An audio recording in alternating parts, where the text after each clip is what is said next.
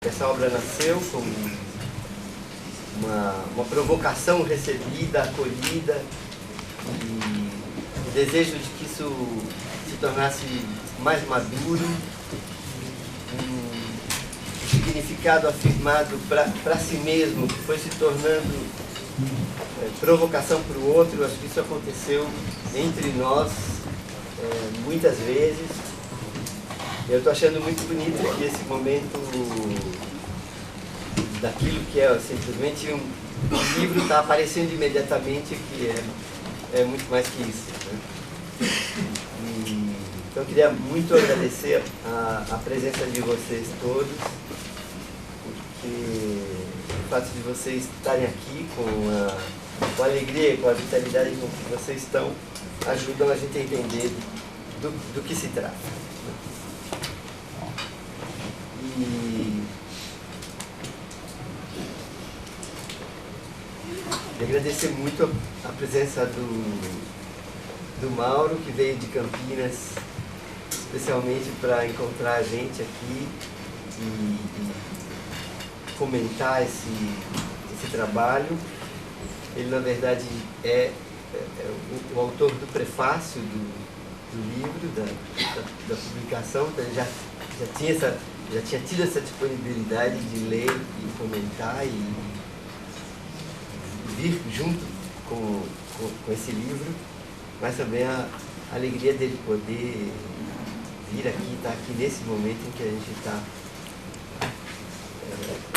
tornando público esse conteúdo aqui. Sem luz, né? E agradecer muito também a presença da Salete, que a gente tem um contato aí que já há um tempo que a gente fica trocando figurinhas e que a gente estava desejando um momento em que a gente pudesse fazer alguma coisa junto.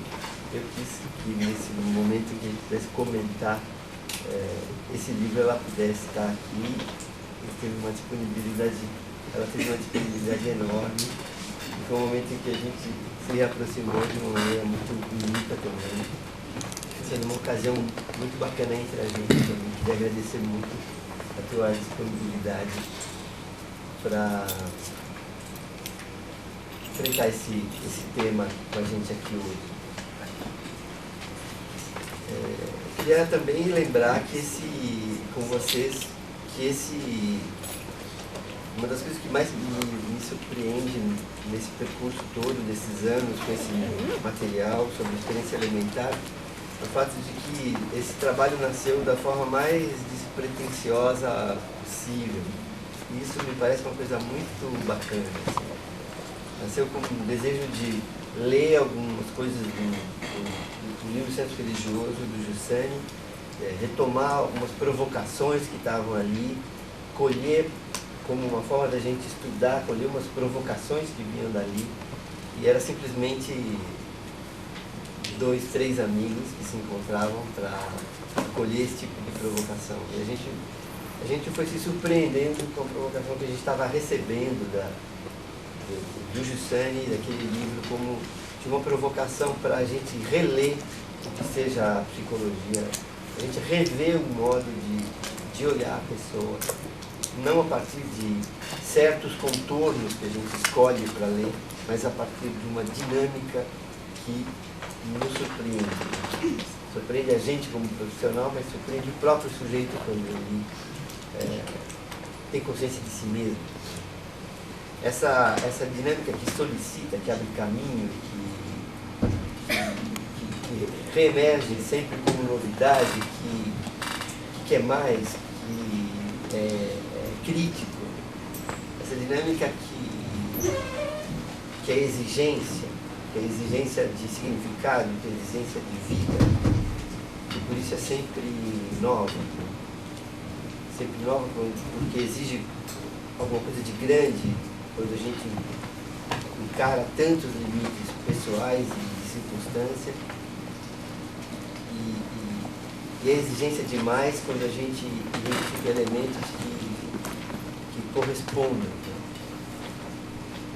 Essa dinâmica que a gente foi aprendendo a reconhecer que não para, né, vai continuamente adiante, que vai continuamente revendo os horizontes, vai esperando que as coisas realmente valham a pena. Essa dinâmica que a gente aprendeu a identificar como dinâmica da pessoa, foi acontecendo também entre nós enquanto a gente foi estudando. Né? A gente também foi querendo mais, a gente foi querendo que o significado se afirmasse mais, a gente foi querendo rever outros aspectos. Isso foi um aspecto fundamental. Isso não nasceu como uma obra bolada no escritório, né? Ele nasceu desse diálogo com vocês. Eu acho que por isso tem eu vejo hoje aqui, tem essa coincidência, né, entre o conteúdo do que nós estamos falando e o tipo de processo que está rolando entre nós. Né? Naquele momento que eu encontrei 2, 3 pessoas, vamos retomar esse texto aqui, vamos ver como é que ele pode nos ajudar, entre aquelas 2, 3 pessoas, e ele se tornar um livro assim, e a gente está aqui em tantos, e a gente está aqui com esse desejo de significado de uma psicologia que vale realmente a pena, ver isso crescendo, isso ampliando e vislumbrando que não vai parar aqui.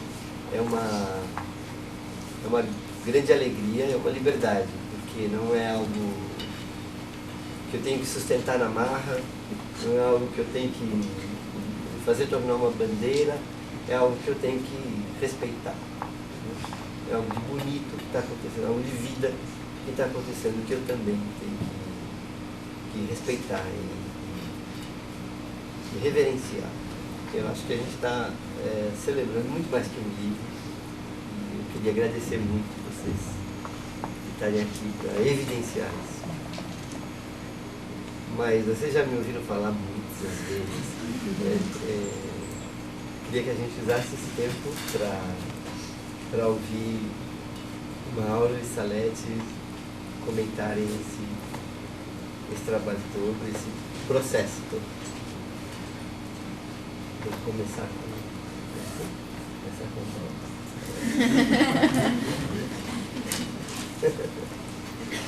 certo. Na nossa tradição universitária, quem vem de longe tem a prioridade.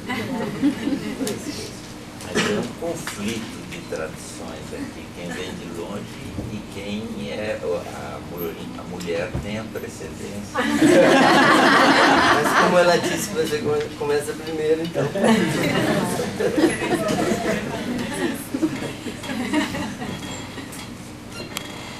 Olha, na verdade eu quero agradecer também de estar aqui com o Miguel, com a Salete, com vocês todos, mais do que acrescentar coisas ou reflexões, né?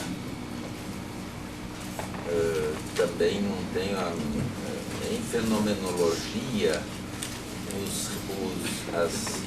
as resenhas e os resumos são totalmente traiçoeiros, né? Se eu puder dizer esse livro em uma página, então não precisaria do livro, né?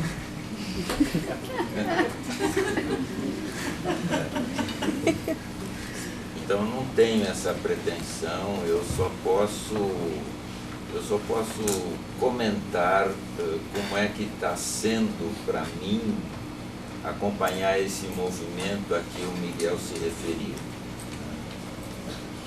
Lendo os textos dele, lendo alguma coisa do Gil Sani e ouvindo algumas palestras do Miguel e particularmente aquela aula que eu ouvi quando estive aqui no primeiro semestre, né?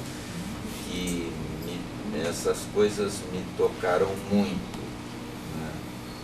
Então eu queria dizer para vocês em que me tocaram. Eu já li esse livro, mas eu vou agora ler devagar, sem nenhuma obrigação de escrever prefácio, né? E com isso está me unindo ao Miguel e a vocês nesse pensamento.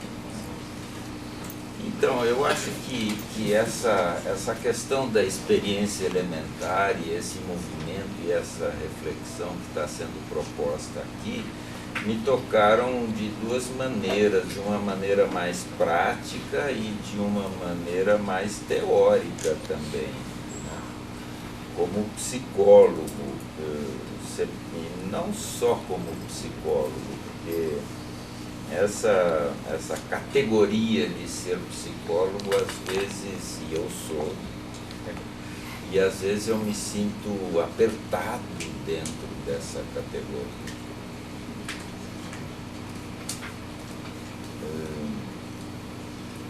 De uma maneira prática, essas ideias, essas propostas me tocaram porque me fizeram pensar que, como psicólogo, eu não posso ficar limitado ao sentimento. Eu tenho que ir além do sentimento. Eu queria comentar isso um pouquinho com vocês. E do ponto de vista teórico, o que significa ir além do sentimento? Porque o tipo de psicologia que eu pratico muito quando atendo pessoas, ele consiste basicamente em estar atento aos sentimentos. Então, para mim, ter visto com um pouco mais de clareza que não basta estar atento aos sentimentos, que é preciso ir além dos sentimentos, isso mexeu comigo, mas ao mesmo tempo correspondeu a uma aspiração muito grande, né? E de fato essa palavra sentimento, eu acho que é uma palavra muito traiçoeira, né, em português. Porque existe essa primeira bifurcação de sentimento, da mesma palavra, só que, né, sensação e sentimento, né? É a mesma palavra, o mesmo radical, sens, e tem ainda sentido também, né?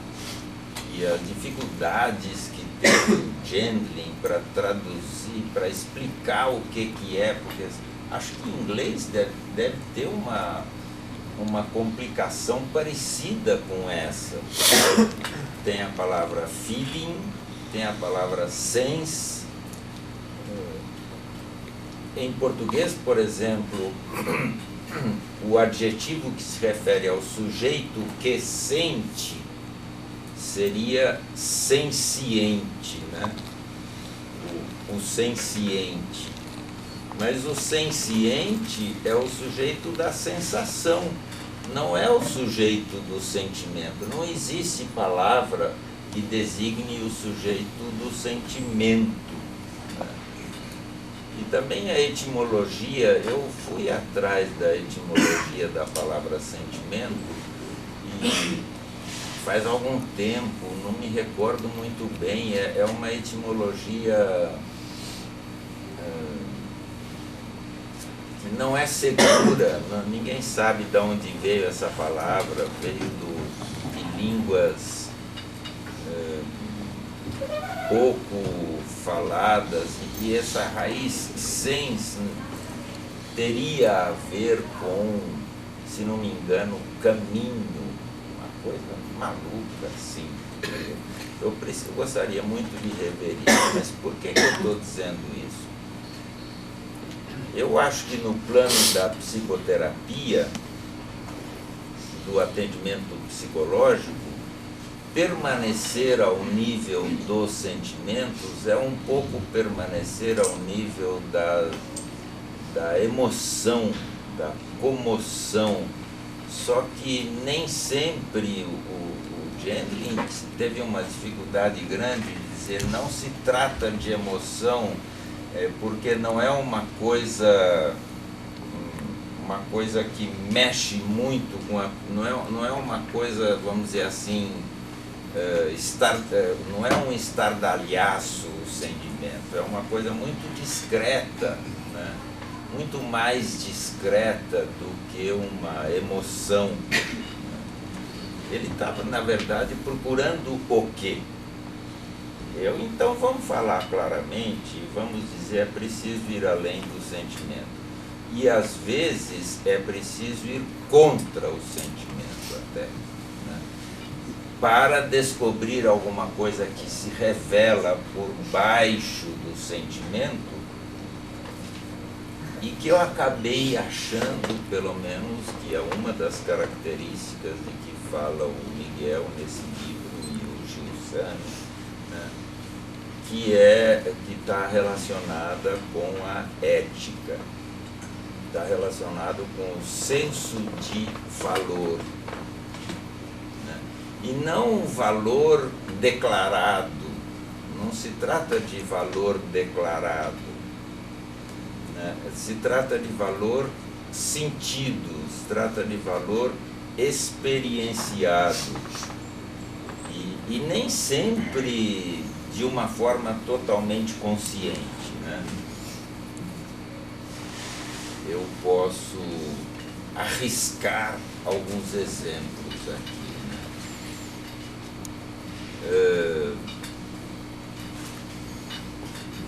Um homem jovem tem 2 namoradas e me diz que elas representam satisfações diferentes. Uma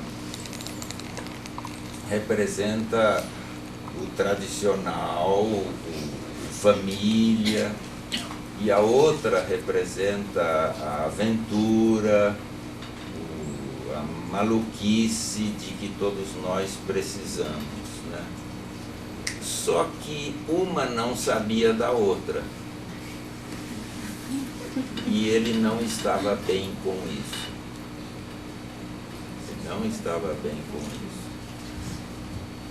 Então eu acho que o problema dele não é qual das duas escolher.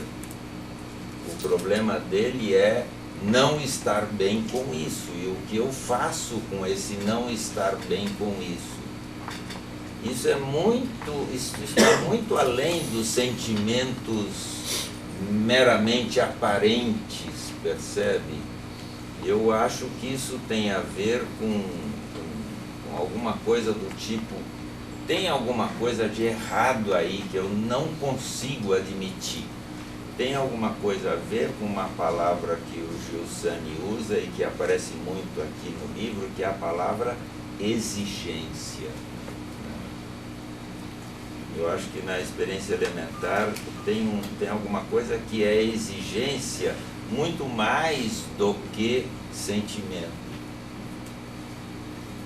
Um outro exemplo, então eu ficaria pensando que a minha tarefa de acompanhante psicológico desse moço não seria de ajudá-lo a pesar com qual das duas ficar, entendeu? Mas seria ajudá-lo a permanecer diante desse incômodo que ele está sentindo. Porque tudo na vida leva a fechar os olhos para esse incômodo. Tudo na vida e nas novelas e na televisão nos leva a fechar os olhos para isso e desconsiderar completamente isso. não é propriamente não deixa de ter uma... O Martin Buber falava que o sentimento decorre ou acompanha a experiência, mas não é a experiência. Eu acho isso de uma preciosidade muito grande. Um outro exemplo que também eu ouvi quando vim aqui em Belo Horizonte, trata-se de uma mulher cuja filha foi estuprada. E sofreu muito a filha e ela também sofreu horrivelmente e se envolveu totalmente na busca desse estuprador. Encontrou o estuprador, conseguiu pôr na cadeia esse estuprador e queria matar esse estuprador. Entendeu? Então, assim, não se trata aí nesse caso somente de como que eu vou lidar com esse ódio. Se trata muito mais de reconhecer o sentimento de que isso que aconteceu clama por justiça. Não se trata de diminuir o ódio nem nada, mas se trata de isso não pode ficar assim. Alguma coisa muito errada aconteceu. Então, por trás do ódio, que seria o sentimento, ou da raiva, que seria o sentimento, da vontade de matar, que seria o desejo ou o sentimento, existe um senso de justiça que é altamente respeitável, né? Tem coisas que não podem ficar assim. Então, e isso eu chamo de senso ético, né? Agora, do ponto de vista teórico, ontem que eu fui buscar uma reflexão que me desse apoio a isso, e eu me encontrei em velhas coisas que eu escrevi algo bastante interessante, né? Eu acho assim, a característica principal das coisas do nosso mundo é o movimento. E no ser humano também, a característica principal do ser humano em nós são os nossos movimentos, né?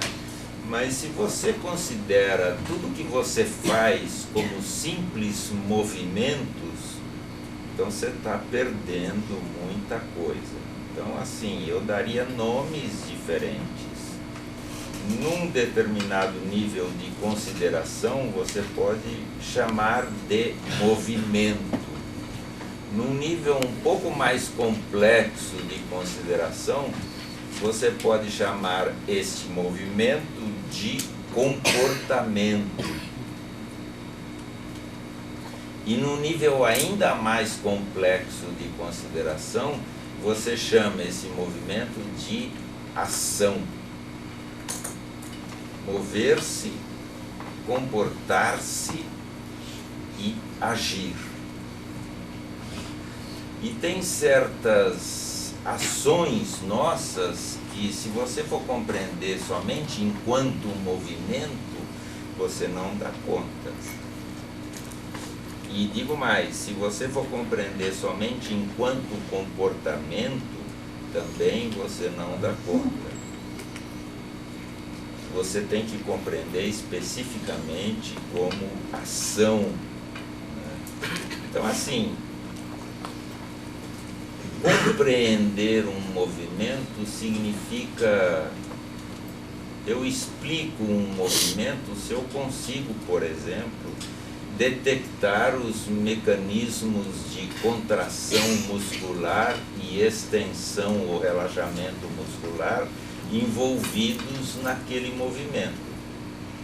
Agora você pense no movimento de apertar um botão na hora de votar.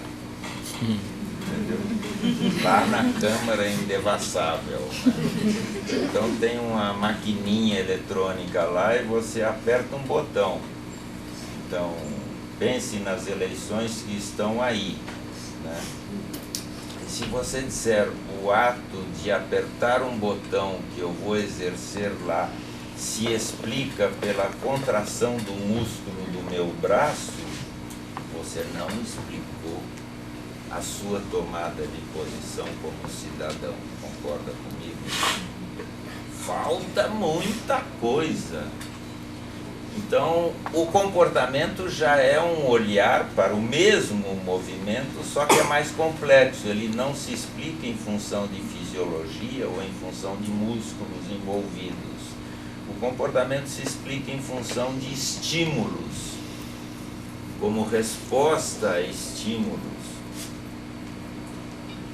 Então, por exemplo, de forma muito imediata, eu diria, eu vejo o artefato eletrônico na minha frente e discrimino o botão em função de uma lista de nomes e aperto o botão número 3. E é uma questão de discriminação. Eu expliquei o meu posicionamento político de cidadão? Ainda não, dá licença. A mera psicologia não explica isso. Reduzir um posicionamento político ou de cidadão a uma questão de discriminação de estímulo está muito pouco, a meu ver. Você precisaria estender muito mais a questão a outras questões. Então, tudo isso fica muito mais fácil de ser abordado se você olha o ato de apertar o botão não como um simples movimento e nem mesmo como um simples comportamento, mas você olha como uma ação, como um agir. E se o movimento se explica pelos músculos, o comportamento se explica pelos estímulos, o agir se explica por quê? O que eu tenho que olhar quando eu olho um movimento humano enquanto agir? Eu acho que é o valor. Não o valor declarado. O valor declarado já é uma mentira que eu arrumo para mim mesmo, entendeu? Mas o valor sentido, o valor espontâneo, o senso do valor. Então, compreender as ações humanas de uma forma mais completa implica em você chegar no nível dos valores, que está além do nível dos estímulos. Eu acho que isso abre um pouco a possibilidade de... Eu acho que num acompanhamento psicológico eu não posso ficar só no emocional. Eu preciso, junto com a pessoa,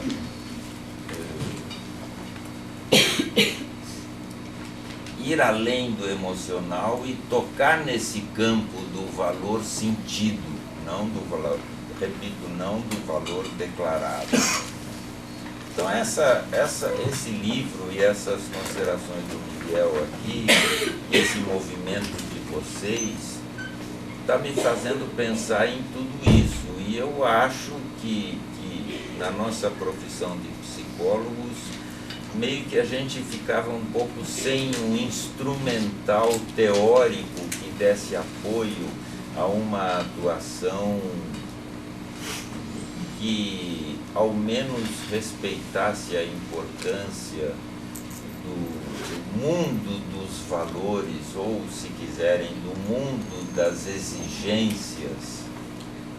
O Gilsani fala de exigências e evidências, também fala de evidências.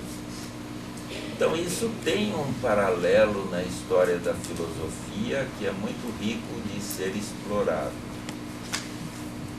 Então eu só queria deixar isso aí para vocês, que esses são os meus comentários, essas reflexões que me parecem não só muito importantes, mas me parecem oportunas, porque a gente reduz a nossa tarefa de psicólogos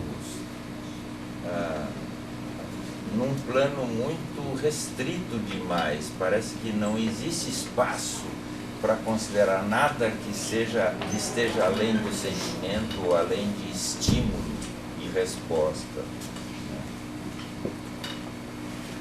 Então esse livro me fez como psicólogo e como psicoterapeuta me abrir para isso também. Então estou colocando esse tijolinho na construção que vocês estão fazendo e dando meus parabéns aqui a vocês, Miguel.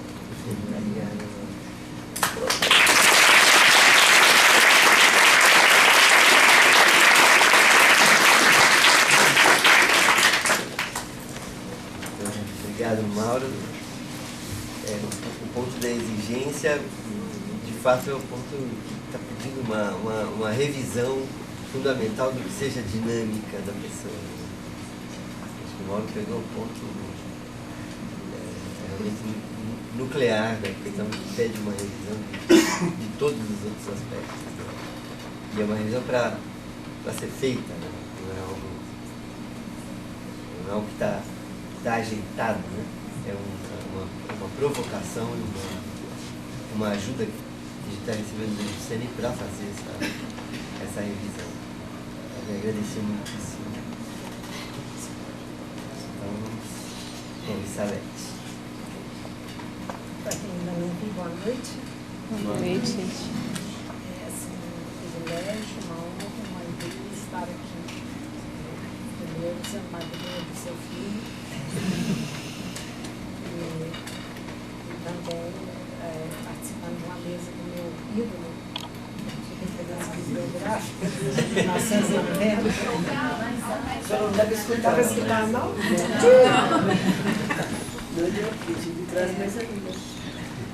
E assim, entrar em contato com o livro Experiência Elementar, aprendendo para baixo.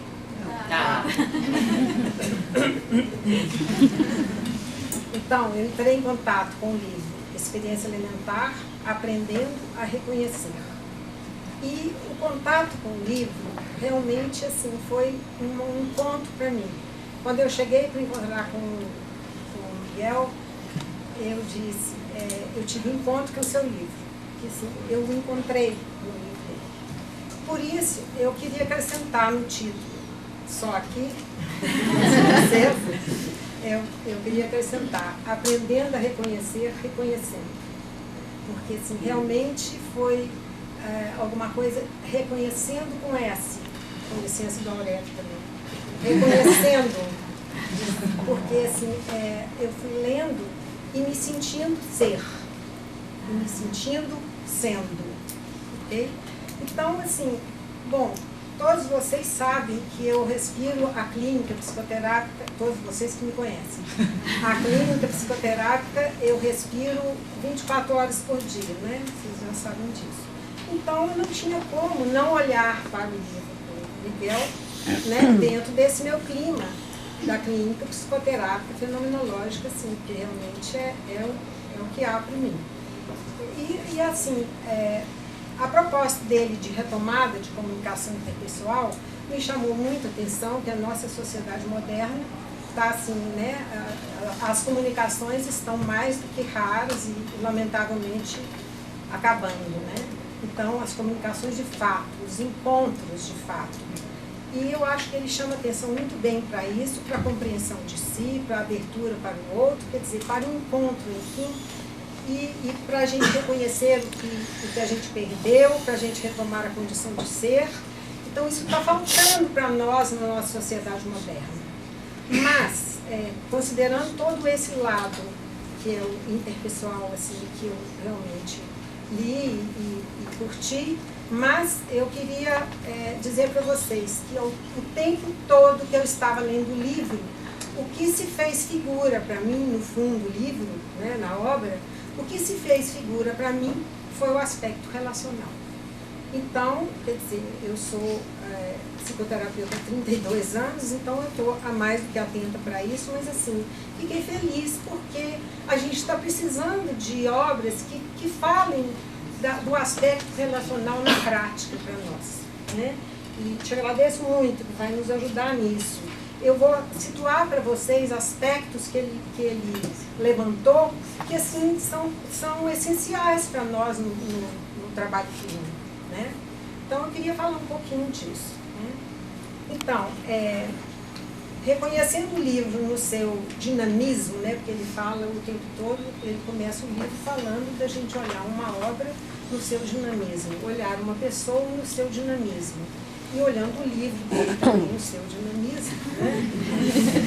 Então, essa figura que se fez para mim, que é a proposta relacional, né, me chamou a atenção exatamente de pensar que a nossa psicoterapia é em base fenomenológica existencial e abordagem gestalt, e que prima essencialmente então pela relação que a gente chama de psicoterapia relacional. Por que psicoterapia relacional? Bom, se é fenomenologia, é relacional, porque eu vou ao encontro do outro, olha a intencionalidade, eu vou ao encontro do outro, está estabelecida uma relação, né?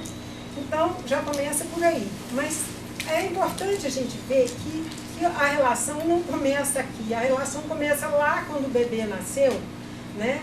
Porque a gente sabe, Martin Buber nos deu de presente um esclarecimento tão bom, que ele diz que a relação eu-tu, ela é anterior ao eu. Quer dizer, a relação eu-tu, que é aquela relação de amor, que é o primeiro encontro, os primeiros encontros do bebê com a mãe, ou, quer dizer, a mãe ou a pessoa que vai receber o bebê, né? Não só a mãe biológica, eu estou testemunha disso. Então, essa relação de amor que se estabelece após, né, desde o nascimento, então, nessa relação, acontece um encontro mais sublime que pode existir entre pessoas, que é o encontro de um bebê com a mãe. Só que esse bebê ainda não se constituiu sujeito. Ele precisa ser encontrado pela mãe nessa relação eu-tu, que é a relação eu-tu primária, né? Ele precisa encontrar essa mãe, ele precisa se encontrar nessa mãe, que é ali que ele se constitui como sujeito, né? Então, o eu é posterior à relação eu-tu. Percebe, então, como é que a relação é fundante, né, para o que nós estamos falando aqui, de onde ela parte. Então, nessa relação do bebê com a mãe, a partir daí ele se estabelece como sujeito. Então, se a relação for muito boa, ele vai por aí afora vivendo bem.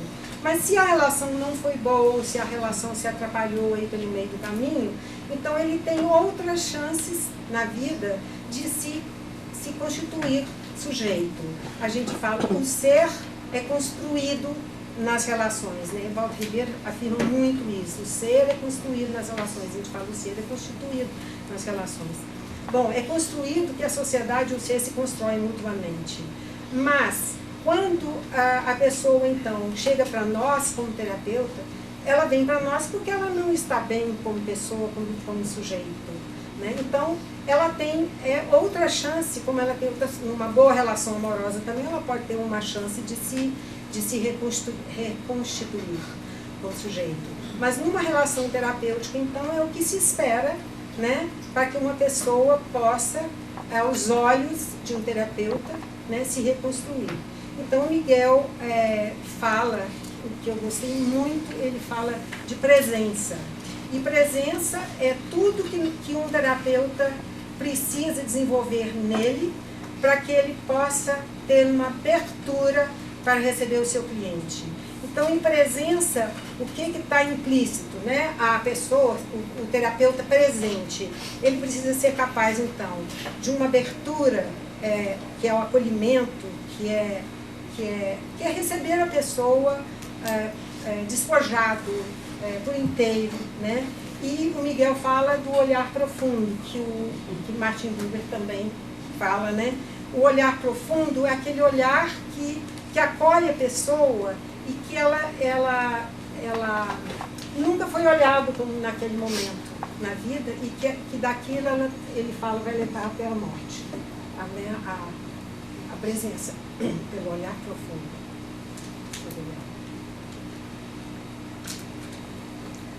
Então, além do olhar profundo, quer dizer, o olhar que olha tudo, o olhar que acolhe, o olhar que espera, né? É aquela curiosidade amorosa, porque a gente precisa ter curiosidade para receber a pessoa, mas uma curiosidade amorosa, não é uma curiosidade que atropela, que passa como um trator em cima do outro, né? Em cima do seu desejo, não do desejo do outro. E a questão da confiança, porque a presença, ela tem que passar confiança. Porque passando confiança, de novo, Martin Buber fala que eu só posso me abrir para quem eu confio. Então, a confiança é o chão que a pessoa precisa, e você fala disso no seu livro. Que é o chão que a pessoa precisa para se abrir. Você até cita a criança, que a criança só se sente bem, pode largar o bichinho de pelúcia se ele tiver um chão já construído. Você fala muito bem disso para mim. E aqui em cima, a escuta, né, que a gente fala, a escuta que Mauro me falou em 1990, que a gente não escuta só com os ouvidos, eu nunca mais esqueci disso. A gente escuta né, com o corpo, com os ouvidos, com o olhar, com tudo. A gente vai com tudo para escutar e esperar serenamente que esse ser se desvele, se revele e também que possa se velar, porque ele vai do jeito que ele pode, no momento que ele pode, e sendo acolhido por nós, ele vai confiantemente se abrindo até onde ele puder ir, né? Então, de novo, eu falo da... Perdi aqui minha bolinha, peraí. Sim. De novo eu falo das coisas boas que o Miguel passou no livro para mim também, que é a outra questão que ele fala, a intervenção. Então, uma presença amorosa, uma presença que se doa, que se entrega, ela é em si uma intervenção. Quer dizer, eu diante da pessoa na relação fenomenológica, né, a questão da intencionalidade de novo. Eu sou a intervenção, mesmo que eu fique calado. Eu não preciso fazer nada, com a minha presença, eu já estou intervindo na relação.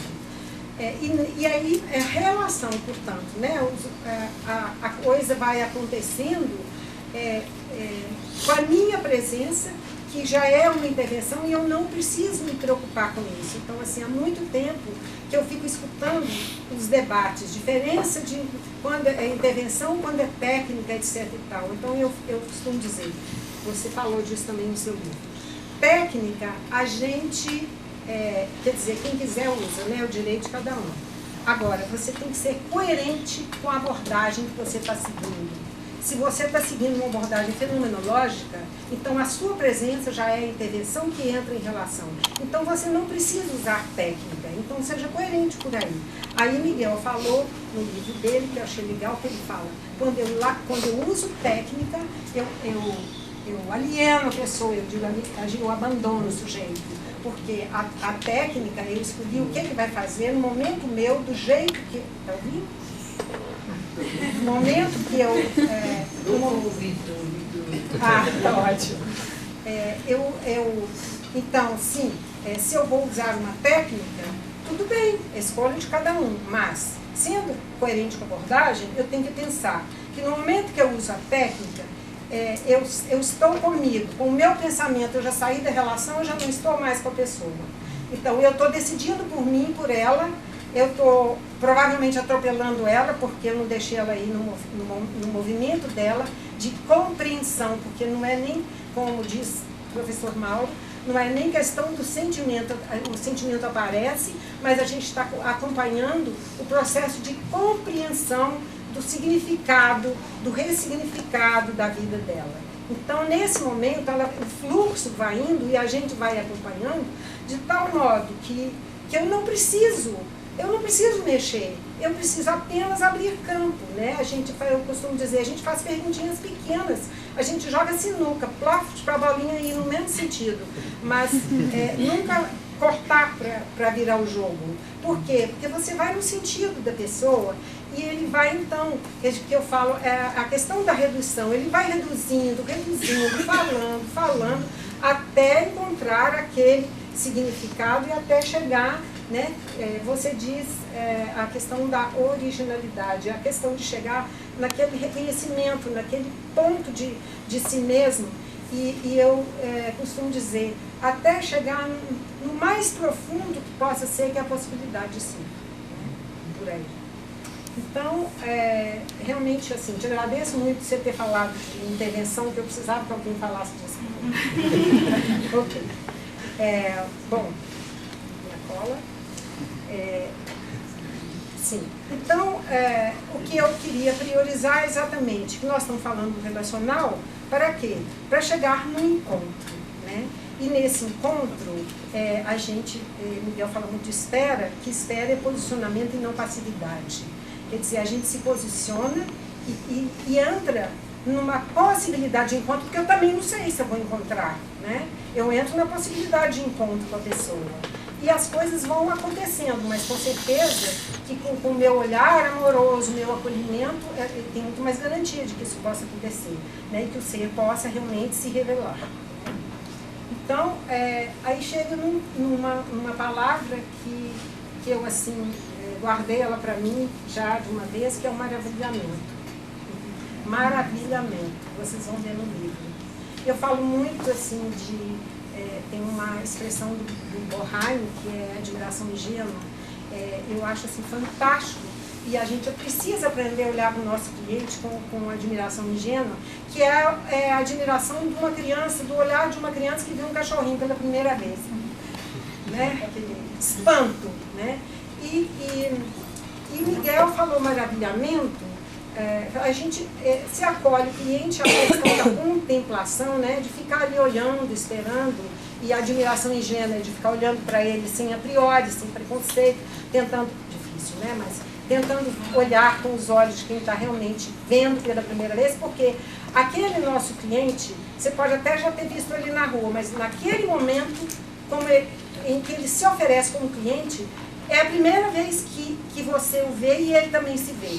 Porque naquele jeito é a primeira vez, né, que ele se oferece.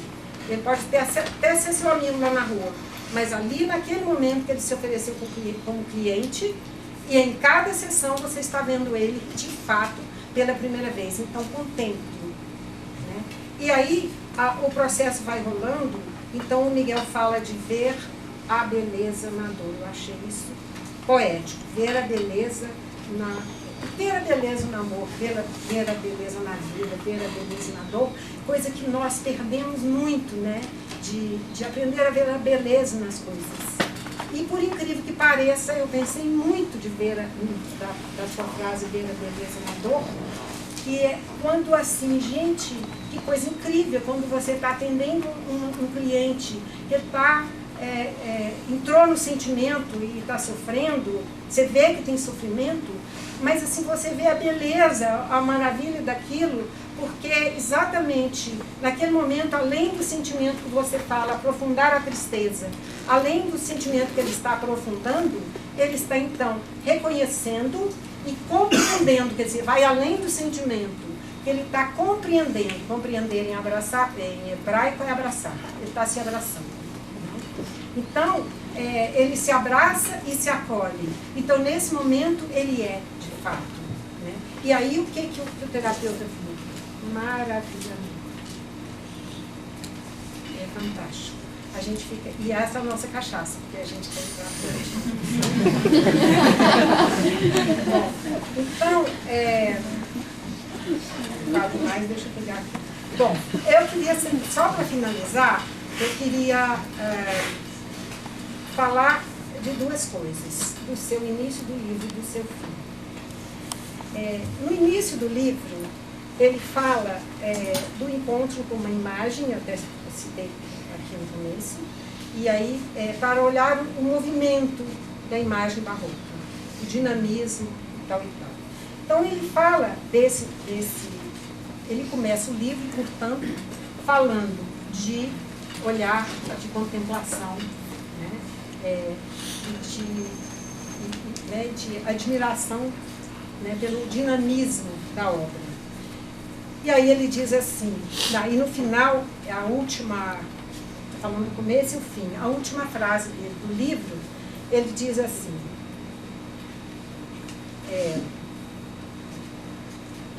eu tenho que pegar seu livro, porque eu não enxergo o que eu escrevi aqui. Ah, tá. Esta obra contém em seu bojo a espera, como semente viva enquanto a vida desabrochar. Então você começa falando do olhar, da contemplação, e termina falando da espera. Eu acho que as duas coisas estão juntas. Eu olho e espero. Aí eu escrevi aqui para você, para terminar. Você fala assim, como semente viva enquanto a vida desabrochar. Eu escrevi para você, plantar, contemplar, esperar com serenidade. Esperar o desabrochar da vida na semente. Esperar, maravilhar, amar. Obrigada.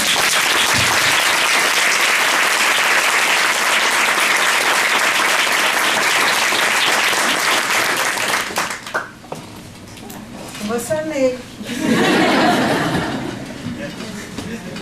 Ela falou que ia pegar o dinamismo, né? O meio e o fim foi crescendo o dinamismo.